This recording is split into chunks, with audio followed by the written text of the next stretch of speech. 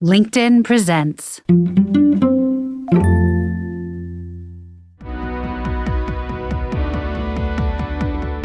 How would you define your money personality? I'm Morra Aarons-Mele, and this is The Anxious Achiever, the show that looks at the intersection of mental health, leadership, and work, and asks, how can we do it all better?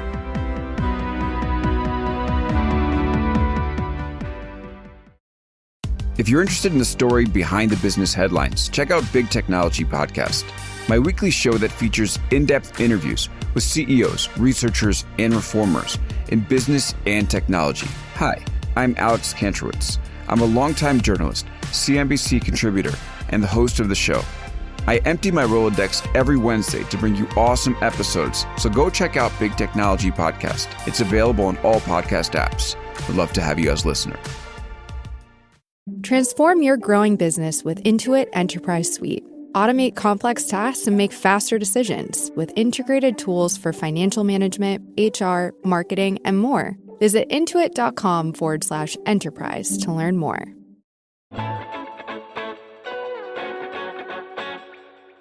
Today's guest says that our relationship with money is often fully formed at a young age before we can even be conscious of it. But our relationship with and our hang-ups around money can have negative impacts on our work, our families, our self-concept, and more as we grow into adulthood. We've talked on the show before about how money is often more about emotions than it is about dollar and cents. Shannah Game is a personal finance expert, and she specializes in thinking about money trauma. She looks at the irrational fears that surround the way we all interact with money and what we can do about them. And she helps us figure out how to play detective around the things that trigger us about money. It's a super helpful and I think really realistic approach that I just love. She's also a podcast host and author of the book Unraveling Your Relationship with Money. Here's our conversation.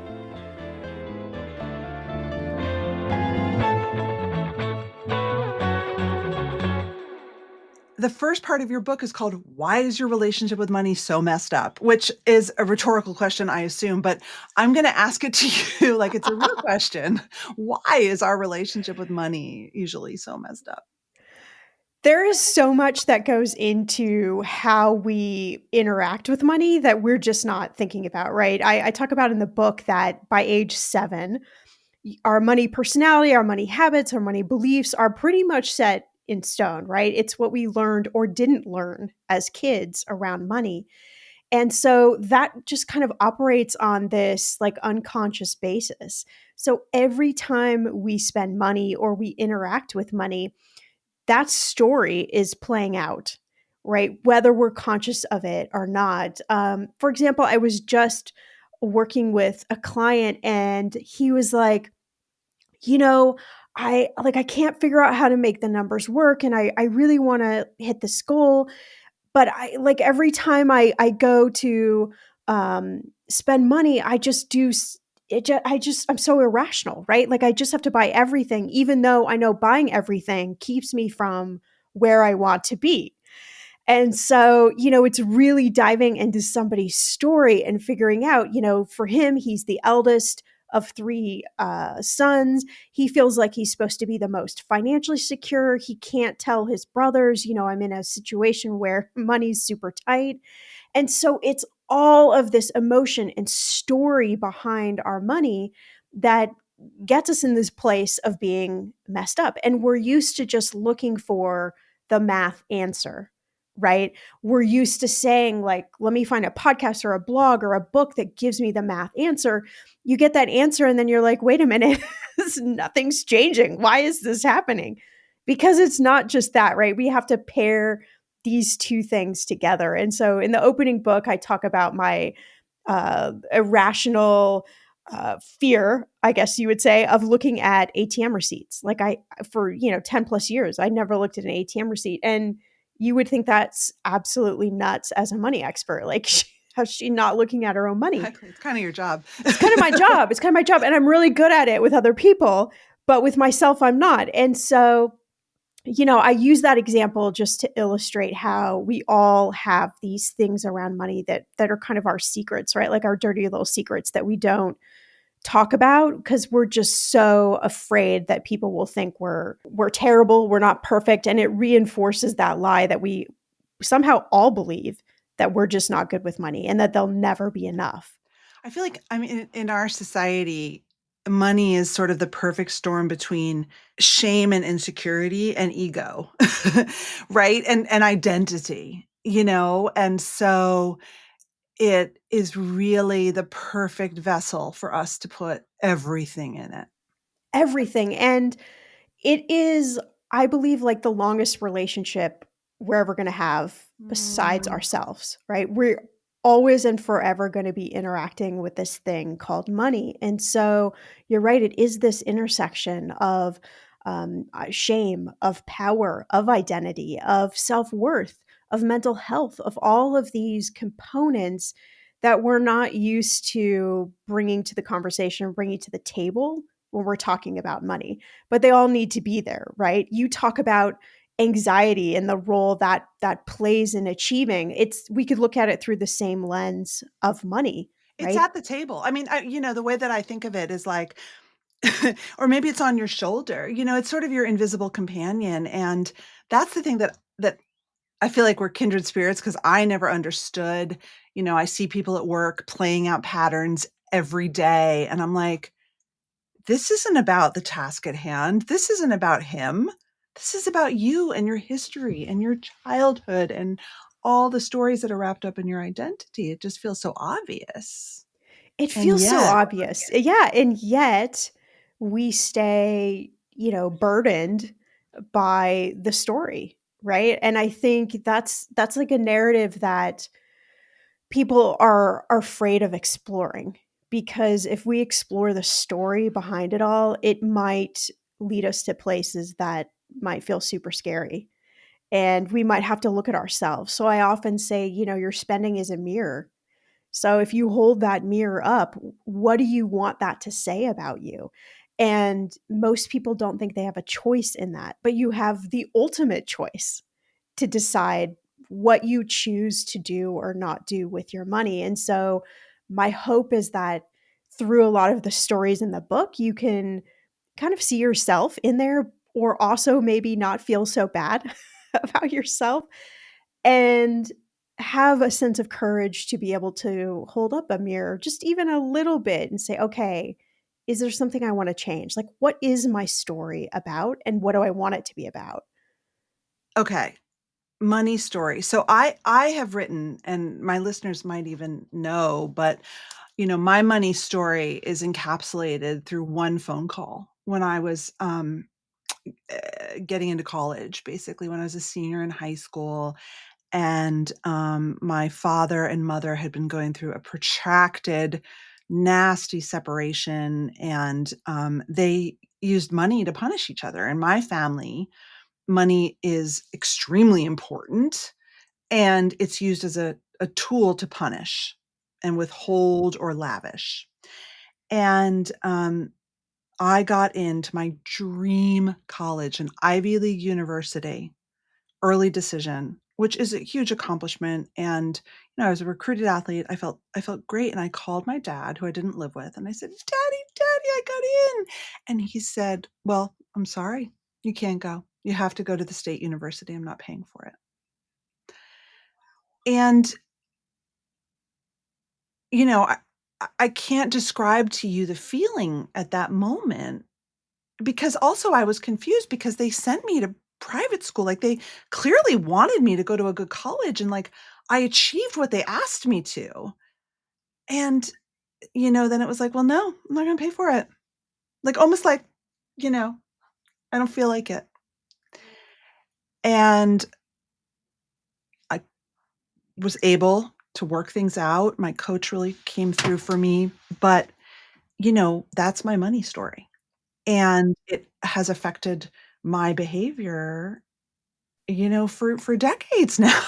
Yeah, I was going to ask you like how, cuz this is the important piece of the money story. It's not only the story, but then how do you see it played out, right? Particularly in your adulthood where you come up against something and you're like, wait a minute, why am I thinking this or behaving this way? Or why is this happening over and over again? Right. And it's that tie back. Like, can you see literally ties back to that story? 100%. I mean, and the thing, and you talk about this in the book, and I think it's so important for listeners is this has such far-reaching implications for your romantic relationships, for your work relationships, for your personal. So, for me, I think the positive was I was like, all right, you're on your own, kid. You got to figure this out, and, I would my father have come through?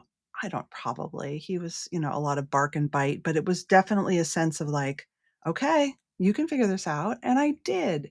And I was proud of that. And so I've been very successful in my career, at sort of figuring stuff out. But along with that comes a tremendous amount of anxiety and expecting to be let down, which with my husband is a huge issue and has been a huge issue in our marriage. And so, these things play out so deeply. And then, when I'm feeling good and proud, I overindulge myself. And then when it feels tight, I catastrophize. Oh yeah, you're explaining everybody's story. It's human nature, and I think also there's this element that we feel like we're supposed to be perfect with money. Like we're supposed to make all the decisions. The numbers are always supposed to equal out. The budget's supposed to be perfect aligned. And when it's not, it plays right back into whatever version of story we grew up with. And it's usually some sort of like scarcity belief around money. And it doesn't have to be that you grew up in a family where money was tight, right? I didn't grow up in a family where money was tight, and yet I grew up with this belief of like, are we supposed to enjoy money? I don't know, because every time we do something that costs money, like my dad has some sort of, quip back about how expensive that thing was. So maybe you're not supposed to enjoy anything. Like maybe it's all supposed to be a struggle. So I think, we get caught in that belief that these negative thoughts around money have to only exist if we grew up in a lack situation. And that's just not true. Right. Because money is a feeling, as you say. It's a feeling. It's a feeling. Yeah. Yeah. So the first question I think to explore your money story is really to ask yourself, very simple question, how do I feel about money? And whatever that answer is, keep digging down, like keep asking yourself why. If it's anxious, why is that? Well, I feel like, the rug's always going to get pulled out. Well, why is that?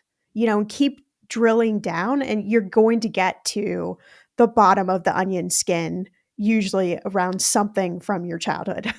It's going, oh, okay, now I get it. Yeah. And I think therapy is a great tool here, right? Therapy is a great tool. The numbers are important, but you got to get to the behavior and the feelings. You got to do that, and I think you want to make sure that you find, there are financial therapists. I work with people in a very interesting way where we combine the emotional with the practical component. And not a lot of people kind of know how to navigate that territory. So, you want to find somebody who can really hold space for you and not make you feel more shamed and more judged. Because even the tiniest, slip of a word can kind of put somebody back into that place around money because it's so impactful in our lives. It's so shaming. And when you're primed to hear those words, to your point, I think a lot of us can relate to the feeling of, we meet with a professional or we meet with our accountant or, we're trying to be conscientious and then they make a little tiny comment and we hear that as you did something wrong. You're Yeah. bad. Especially for women, I find, we're so sensitive around, this idea of like you're a bad girl, right? Because we know that from being little girls, like be a good girl, and so it's always that, like particularly I find if it comes from a man, Mhm. doing that, like it immediately puts us all back in that, like little girl phase, like, oh my God, I did something wrong. I, I know. no, it's funny. I was thinking though that like with my money story, when my husband and I were first married, we met with a financial advisor that a friend had recommended, and he only talked to my husband. And he said to my husband, and we were newly married, and he said, I'm not going to take her earnings too seriously because in a couple of years she's just going to have kids and then whatever. Do you know I've heard that story? Have I you? can't even tell you, probably at least 100 times. Even Yeah. today, because this was a while ago. Even today. Yeah. That we're discounted. Like, yeah, why factor in our needs? Why factor in our income? Why factor in our career? It doesn't matter. Yeah. It's terribly disappointing that that is still the vocabulary. The other week, someone just told me that a version of that story. So yes, this is still happening. People, if your advisor says that to you, Run. Run fast. Yes, you do not have to deal with that. Absolutely. And the thing, that I want people to know is if they're in that situation, whether it's a accountant or an advisor, you're in control. It's your money. It's your business. It's your situation, right? And you actually get to drive that conversation. And you get to decide like, no, this doesn't work. I think the minute you feel that sense of shame or belittling or anything like that rise to the surface, like get out of there. There are thousands of other, people out there willing to help you and not make you feel that way. I want to talk a little bit about money trauma. I want to talk about why money trauma makes us sometimes make bad decisions. I want to then talk about financial self-actualization, and then I want to do some exercises. Perfect. So Yeah. what is money trauma, and how do I know if I have it? It is a, technically speaking, like a psychological, emotional reaction to money. So I like to just talk about it. It's the messy, sticky bits around money. So the way you're going to notice it is feeling your body. So if you are opening your bank account app and you notice your heart start racing or your palms start sweating or maybe your shoulders get tight, that is a clue from your body that there is some sort of trauma there around money. Now, we're used to thinking about trauma in these big ways, right? Like I grew up in poverty or I lost my job, but it can be these tiny things like let's say, for instance, you forgot to pay a bill, like you just forgot, right? And then maybe your credit score dipped. And then you got into that place of like, see, look, I'm terrible with money, right? So every time you interact with money, you feel that sensation in your body. So it could be tiny things. It could be something someone said to you that creates this trauma response. So look for cues in your body. Your body is going to tell you that something's going on, and that's a moment for you to just sort of stop and think about, okay, what's really going on? What is the emotion that I'm feeling? And then why am I feeling that? And that's going to help you figure out these like sticky little bits, right? And so I want you to just allow yourself to explore that without judgment. Like, where does that come from? Why do I feel this way? Why am I always anxious around money? What is that about? Do I always have to be that way? Am I telling myself or believing lies about money that aren't actually true? Do these actually belong to me? Right? Maybe a friend is going through a stressful time around money. You're actually mirroring or feeling their emotions, right? So really thinking through like, what is this, right? And this is where when we're talking about trauma, money trauma, I want you to bring a sense of curiosity. Like pretend like you're an investigator, right? And you're trying to get to the bottom, you're trying to put the clues together. So that's really where, it could be when you look at your bank statement. It could be, for me, it was when I was getting ATM receipts. It could be when you're having a conversation with your partner. It could be even in your friend group. Like maybe something about that brings up some sort of trauma for you. So it could be around anything that money touches, right? And so when you notice that, just stop and say, okay, what is going on? Avoidance too. Avoidance is a big one. Avoidance is the same as looking and getting nervous, right? There's an emotion there. There is something in the middle there that is causing you from not looking. With the DNA of high growth businesses, LinkedIn reveals the traits that indicate long-term growth. Among the findings, 80% of the fastest growing businesses excel in at least 5 key areas. The top 3: internal mobility, skill development, and AI literacy. Learn how you can structure, invest, and lead in today's market. The DNA of high growth businesses is sponsored by Intuit Enterprise Suite. Download now at intuit.com/LinkedIn. Hey, I'm Michael Kovnat, host of The Next Big Idea Daily. The show is a masterclass in better living from some of the smartest writers around. Every morning, Monday through Friday, we'll serve up a quick 10-minute lesson on how to strengthen your relationships, supercharge your creativity, boost your productivity, and more. Follow The Next Big Idea Daily wherever you get your podcasts. I think that playing detective around your reactions is one of the biggest skills you can have. And, I think that for a lot of us, there are triggers that are going to be there and they're never going to go away. So for me, emails from my accountants, IRS letters in the mailbox. Oh, yes. I won't go into why, but a big reason why I wanted to sell the business that I owned was that tax season was so stressful for me emotionally and drew on so many past traumas that it was like it was almost untenable. It would distract me. And so I think that I wanted to hear your thoughts on, you got to pay your taxes. Like your accountants are going to email you.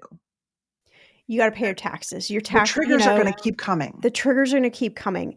It's your reaction to the triggers, but also the environment that you put yourself in. So if you're feeling already stressed or anxious, maybe you just had an argument with your partner, or your kids are yelling at you or having a tantrum, that's not the time to open the email, Or right? It's before bed. Or if it's before bed, right? So this is where it's like, know thyself. Mm.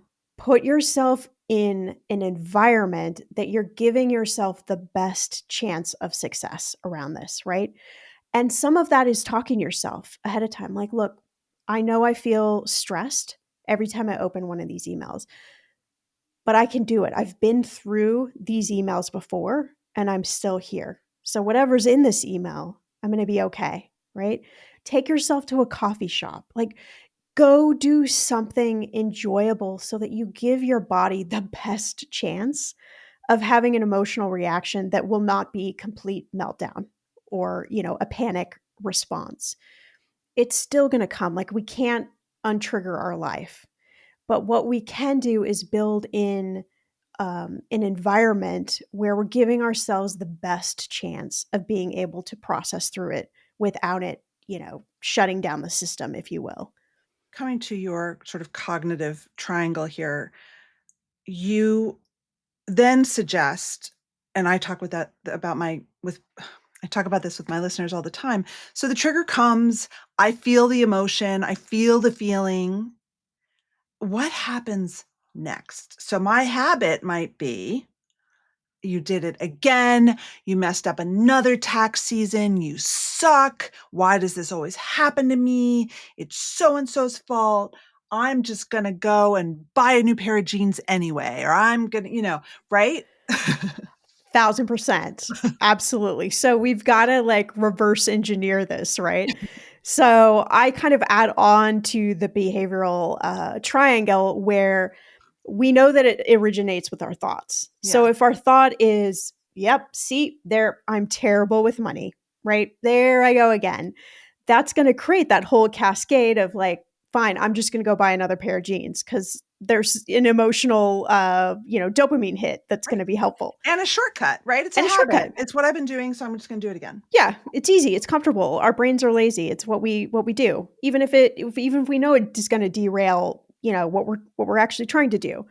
So we've got to come back to the thought, right? Is there even a tiny little step of a healthier thought than I'm terrible, horrible with money, right? Could it be something like, okay, yesterday I paid my rent or my mortgage or I paid a bill.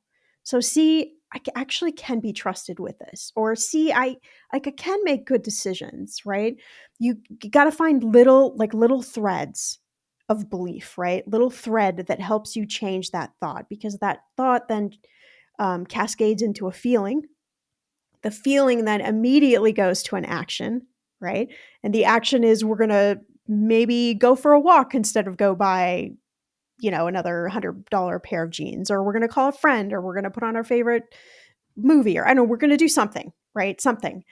And then that action starts to change the whole patterns and behaviors. So by, reverse engineering that and starting with the thought, we can end up with a different behavior pattern. Maybe then, every time we get that email or something comes in a mail, our immediate thought isn't like, oh, I've got to go self-soothe this by buying something. Maybe it's like, oh, yep, remember when I went through for that walk? Like I felt so energized after it, or I called my friend, or whatever it is, right? So I often suggest get like a mason jar, and I want you to, in a calm moment, write out as many things as you can think about that you would enjoy doing instead, right? Like getting your favorite cup of coffee, which is a lower spend item, which is totally allowed. Going for a walk, I don't know, playing with my dog, whatever it is, right? Print those all off, fold them up, put them in the mason jar. When you're in that moment of like, I'm feeling it, pull one of those things out, because your brain needs help in those moments. You know this from anxiety, right? Your brain needs help in those moments to make a different choice. So give it a different choice and then go do that thing. Right. And it's not foolproof. Doesn't mean, 100% of the time you're not going to go buy those pair of jeans, but you're giving like a moment of pause and enough for you to think through, like, okay, is this what I like? Do I really need this? Is this what I really want to do? And so every time you make those choices and you're thinking through it, you're starting to reset that behavior and ultimately that whole thought pattern. Right? Like, I'm not just going to react. I'm going to choose how to respond. I mean, that's the ideal. Very easy to say. I think the other Hard to do. hard, like so hard. Impossible. I think the thing that I have also done and that I'm very big on is infrastructure. So, knowing that tax season is a huge trigger for me. And as a small business owner, tax season basically starts in September because I have to start looking at my estimates and sending all that to the accountants so they can start planning, even though you don't pay your taxes till April. I decided that I needed to really build scaffolding. And so what did that look like? Now, again, I own a business. And so this is what it looks like for me. It might be different for you. If you, have a job, W-2, it's easier. But I have a financial manager who works with me and my husband in our businesses. I have a wonderful accounting team, and I have my husband. And so we all decided that we needed to build in some check-ins throughout the year, and that we needed to build some processes so that we were minimizing shocks and scary emails. And then also thinking about, one of the things that I was doing that was very unhelpful for my husband was I would get an email and I'd be all fired up. And what would I do? I'd call him and I'd cry or yell at him or blame him or go into a tizzy in the middle of his work day. And then it's like, that's not fair. So I think that if you're the kind of person, who knows that there are triggers coming up for you, what can you do to scaffold? Who can you ask for help? What can you do to scaffold yourself so you feel more supported and you minimize the uncertainty and the surprises? Because that's what causes the anxiety. I love that question. And I think, just what you did, it's looking at, okay, what is the thing that derails me, right? It's those emails. Okay. And what is it about those emails? Well, it's, okay, we didn't necessarily plan properly, or, it's last minute or whatever it is, right? So it's like backing up from that moment of, terror and seeing, okay, what do I need to do to set myself up so it won't be so terrorizing? If you are W-2 and you work for a company, maybe it's something like setting a weekly or monthly like money date with yourself, right? Where you're looking back at what you spent and you're looking forward about what's coming up and you're asking yourself just a couple of simple questions like, am I okay with where my money's going? Do I want to make any shifts? Are there any goals I need to plan for coming up? And then can I foresee anything in, the near future that I need to kind of pre-think or set up some of that scaffolding around? So you're putting yourself back in charge of this rather than letting money kind of tug you around. So same rules, put yourself in an environment that you enjoy, set your timer for 15, 20 minutes, like give yourself an encapsulation of time. Once that's up, then walk away, don't think about this anymore. Right. That's a great, I So love that. Right. set up these boundaries for yourself where you commit to it, give yourself a little reward for that commitment because that's going to help your brain go, oh, this is a good thing. We should continue doing this. And then walk away and tell yourself when that timer's up, I'm done. Like I'm done worrying about it. I'm done thinking about it until the next time I get in my money date. Then I'll come back in and think about it again.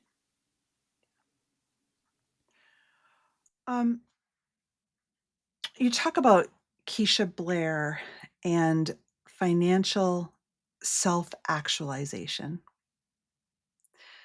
I want you to explain this I think my listeners know what self-actualization means, but what is financial self-actualization and how can we start to achieve it? It's really thinking about, I think, the larger picture around money, right? So Keisha talks about, financial trauma, money trauma being like one of the strongest kind of trauma bonds that we have in our lives, right? And I think if you just think about, the last 30 minutes that we've been chatting, you can definitely see how that's the case. And so really thinking about like what do I value in my life? What do I actually want this thing to be about?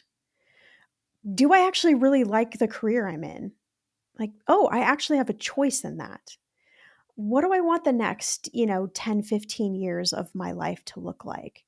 And so really start, I think, bringing yourself more into your money, right? Is such an important piece. And so like I have a client right now and he's like, you know what, I was so fired up that I decided to start a 100-day spending challenge. And not from a place of restraint, but from a place of recognizing myself in my spending. And so he was only 3 days in and I was like, "Okay, what have you discovered so far?" And he's like, "Oh my gosh, like I've already discovered so many things." Like some patterns where I would just go out and spend just because, and like he started to think differently about he runs a business. He started thinking differently about inventory and like, do I really need to carry mediums because nobody actually buys the mediums? Um and so then he started thinking broader about, well, what do I want my money to actually do for me?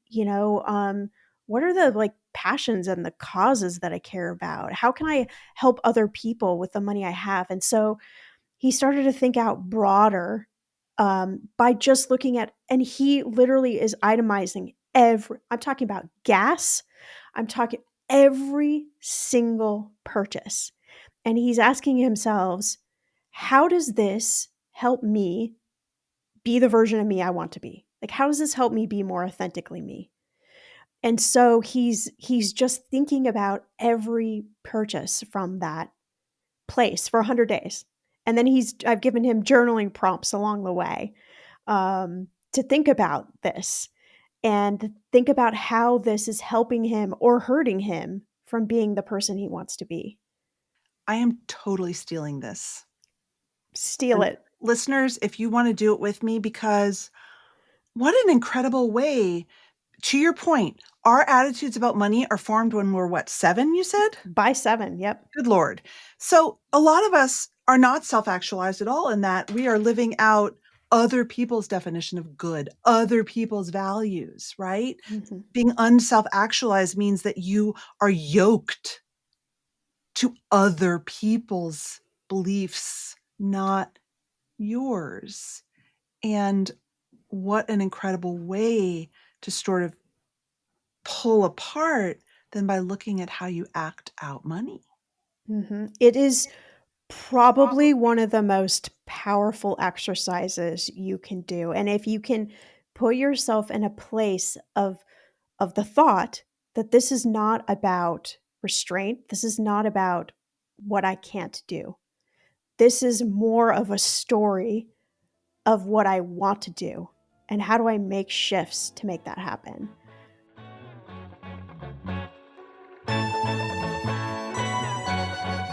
That's it for this episode of The Anxious Achiever.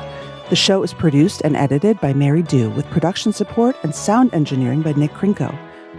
If you like what you heard, head to your favorite podcast app, leave us a review. It really matters and we appreciate the time and effort it takes. And if you don't subscribe or follow the show already, now's the time. And let us know what you'd like to hear more of. I get some of my best ideas from my listeners, so find me on LinkedIn, send me a message. You can find my weekly newsletter there as well. A big thanks to LinkedIn and all the listeners out there and our guests in the Anxious Achiever world. Until next time.